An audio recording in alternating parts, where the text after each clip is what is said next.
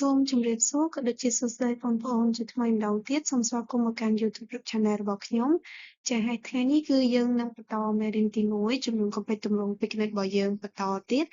ចូលដល់ចំណុចថ្មីចា៎អញ្ចឹងមុននឹងឈានចូលដល់ចំណុចបន្ទាប់សូមបងប្អូនទាំងអស់គ្នាកុំភ្លេចជួយ Subscribe និងដាក់សញ្ញាកណ្ដឹងដើម្បីទទួលបានវីដេអូថ្មីៗបន្ថែមទៀតហើយចំពោះបងប្អូនដែលទើបតែមកថ្មីបើសិនបើមានចម្ងល់ឬក៏មើលត្រង់ណាមិនទាន់សូមបងប្អូនទាំងអស់គ្នាត្រឡប់ទៅមើលវីដេអូចាស់ៗដែលគ្រូបាន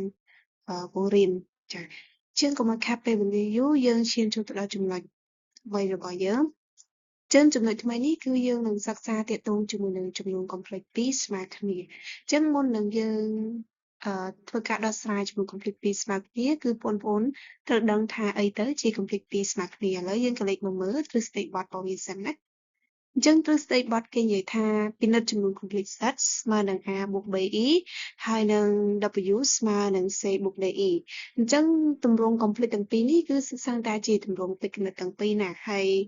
គឺវាដូចគ្នាទេគ្រាន់តែគេតាំងខុសៗគ្នាដើម្បីទាញទ្រឹស្ដីបទ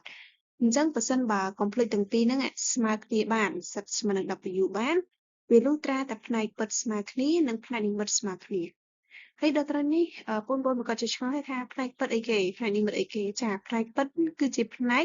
ដែលអត់ជាប់អាខេឯកតានិម្មិត e ណាចាឬក៏ឯកតានិម្មិត e ជានិយាយថា e នេះគេហៅថាឯកតានិម្មិតអញ្ចឹងផ្នែកពិតគឺជាផ្នែកដែលមិនជាប់ជាមួយនឹងឯកតានិម្មិត e ជាគេហៅផ្នែកពិតហើយផ្នែកនិម្មិតគឺជាផ្នែកដែលជាប់ជាមួយនឹងឯកតានិម្មិត e គេយក e មកឯងប៉ុន្តែអាចជាប់ជាមួយនឹង e ហ្នឹងឯងគឺជាហៅថាផ្នែកនិម្មិតបើសិនមកបងប្អូនយកទាំង e មកដែរគេហៅថាជាចំនួននិម្មិតវិញឯណាអញ្ចឹងដើម្បីឲ្យចំនួន complete ទាំងពីរនេះស្មើគ្នាបានវាលុះត្រាតែពិតស្មើពិតអញ្ចឹងក្នុងនេះពិតយើងគឺ a យើងហើយនៅក្នុងសំណុំ w នេះគឺផ្នែកពិតរបស់យើងគឺ c អញ្ចឹងពិតស្មើពិត a ស្មើ c ហើយនិម្មិតស្មើនឹងនិម្មិតអញ្ចឹងផ្នែកនិម្មិតនៅសំណុំ z នេះគឺ b ហើយផ្នែកនិម្មិតនៅសំណុំ w នេះគឺ d អញ្ចឹង b ស្មើ d ចា៎ជាយើងមើលដល់លំហាត់របស់យើងជាលំហាត់ទី1របស់យើងគេថាគេមានចំនួន complete set ស្មើនឹង3 a ដក1បូក e គេថា 2b ដក5និង w ស្មើនឹង7បូក 3e ដែល a និង b នឹងជាចំនួនពិតអញ្ចឹង a b ជាចំនួនពិតមានន័យថាជាចំនួនដែលអត់ជាប់ឯកតានិម្មិត e ឬក៏យើងអាចនិយាយថា real number ចាប់ពីដកអនន្តដល់បូកអនន្តអញ្ចឹងលទ្ធផលដែលយើងរកឃើញមកគឺជាផ្នែកគឺជាចំនួនពិតណាហើយគេឲ្យយើងកំណត់តម្លៃA និង B ដើម្បីឲ្យចំនួន complete set ស្មើនឹង W ចា៎នៅត្រង់ចំណុចនេះគឺបងប្អូនអានប្រធានមកគឺជំនាញមុំបងប្អូនទៅសង្កបំរាប់សិនតើគេចង់ប្រាប់អីហើយគេសួររកអីចឹងនេះគឺជាបំរាប់របស់យើង set នឹង W ណាហើយអ្វីដែលប្រធានសួរគឺគេឲ្យយើងកំណត់តម្លៃ A និង B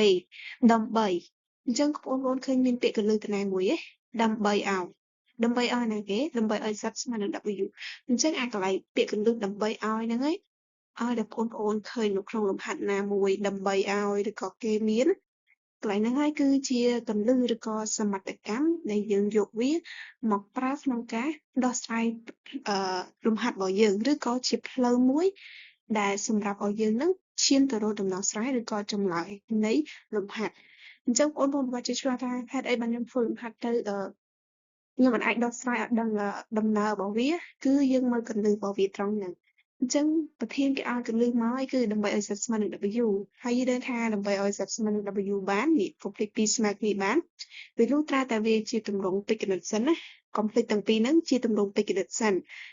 ទើបយើងអាចផ្ទឹមផ្នែកពិតនិងពិតបាននិម្មិតនិងនិម្មិតបានចា៎អញ្ចឹងយើងធ្វើដំណោះស្រាយមក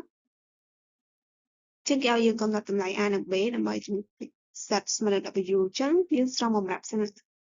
យើងមាន z ស្មើនឹងប៉ុណ្ណឹងហើយ w ស្មើប៉ុណ្ណឹងណាអញ្ចឹងយើងស្រង់កន្លែងអាកន្លឹះហ្នឹងមកដើម្បីជាផ្លូវក្នុងការដោះស្រាយណាអញ្ចឹងយើងស្រង់មកបានដើម្បីឲ្យចំនួន complete set ស្មើនឹង w អញ្ចឹងយើងធ្វើការជួសអញ្ចឹងកន្លែង set answer នេះគឺយើងជួសវាដោយប៉ុណ្ណឹងព្រោះវាជាសមត្ថកម្មដែលយើងមានហើយ w យើងឈប់ដាក់ដែរហើយព្រោះសមត្ថកម្មយើងមានគឺស្មើនឹង7បូក 3e អញ្ចឹងបងប្អូនធ្វើការជួសតាមកន្លែង z ហើយនឹង w ជាយើងធ្វើការជួសមកកន្លែង set នេះយើងជប់ដាក់អីព្រោះវាស្មើប៉ុណ្ណឹងបើប៉ុណ្ណេះហើយ W យើងជប់ដាក់អីព្រោះវាស្មើប៉ុណ្ណឹងណាបន្តមកបងប្អូនសង្កេតមើលផងថាតើយើងអាចប្រើ complete 2ស្មើគ្នាហ្នឹង បានដោយរបៀបណាយើងប្រើវាបានក្នុងករណីដែលវាជាទម្រង់ពីគណិតចាទម្រង់ពីគណិតគឺមានទម្រង់ a បូក be ចាឥឡូវយើងមើលសង្កេតមើលថាវាចូល a បូក be នៅចាគឺវាចូលហើយអានេះគឺជាផ្នែកពិតនេះគឺផ្នែកនេះនិមិត្តហើយនេះក៏ផ្នែកពិតផ្នែកនិមិត្តអញ្ចឹងវាសិតសឹងតែចូលទម្រង់ពីគណិតទាំងអង្គសងខាងហើយអញ្ចឹងយើងធ្វើការផ្ដុំបានហើយហើយបងប្អូនក៏ជិះឆ្ងល់ថាហើយចុះបើករណីវាអត់ចូលទម្រង់ពីគណិតដូចគេឲ្យមកលាយឡំគ្នាឲ្យយើងគណនាអញ្ចឹងគឺបងប្អូនធ្វើការគណនាវាឲ្យចេញជាទម្រង់ពីគណិតគឺ a បូក b ទៅមកសុំបងប្អូនផ្ទឹមនៃគុណ a តាម a b តាម b ពិតតាមពិតនិមិត្តតាមនិមិត្តហ្នឹងអញ្ចឹងក្នុងករណីនេះយើងអាចធ្វើការអីស្មុគស្មាញទេព្រោះវាជាទម្រង់ពីគណិតស្រាប់ឯណាអញ្ចឹងយើងគ្រាន់តែផ្ទឹមវាមកពិតខាងនេះគឺ 3a ដក1ពិតខាងនេះគឺស្មើនឹង7អញ្ចឹង 3a ដក1ស្មើ7ហើយខាងនេះនិមិត្ត 2b ដក5ស្មើនឹង3ខាងនេះហើយកន្លែងនេះបងប្អូនកុំភ្លេចយកទាំងសញ្ញាវាមកដែរណាចំពោះករណីវិជ្ជមានយើងអត់បញ្ហាទេតែបើសិនបើកន្លែងនេះទៅជាអវិជ្ជមានវិញណាយើងកុំភ្លេចយកទាំងសញ្ញាដកវាមកដែរណាហើយកន្លែងនេះបើអវិជ្ជមានដែរយើងកុំភ្លេចយកទាំងសញ្ញាវាមកដែរតែករណីនេះសិតសឹងតែវិជ្ជមានទាំងអស់អញ្ចឹងករណីមានសញ្ញាយើងត្រូវតែយកសញ្ញាវាមកដែរណាជាងយើងចង់វាជាប្រព័ន្ធសមីការបានប៉ុណ្្នឹងហើយយើងធ្វើការគណនាគោលដៅរបស់យើងគឺរកតម្លៃ a តម្លៃ b មកយើងធ្វើការបោះអាណាដែលមានពាក់ព័ន្ធមួយ AB ទៅអង្គម្ខាងឲ្យអស់ណាជាងយើងបោះផកបូកផកដកទៅមុនសិនពេលចាំបោះផកគុណបើសិនបើយើងបោះទៅទាំងព្រមគ្នាអញ្ចឹងគឺវាពិបាកក្នុងការនិយាយណាបើយើងចេះស្ទាត់យើងអាចគណនាបានហើយចា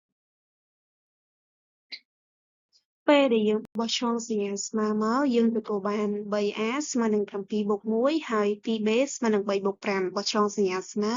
ពីបូកទៅដកទៅបូកណាហើយបន្ទាប់មកយើងធ្វើការទីរោមីគុណ a មកយើងបាន 3a ស្មើ8ហើយកន្លែងនេះ 2b ស្មើនឹង8បន្ទាប់មកយើងរក a រក b គុណ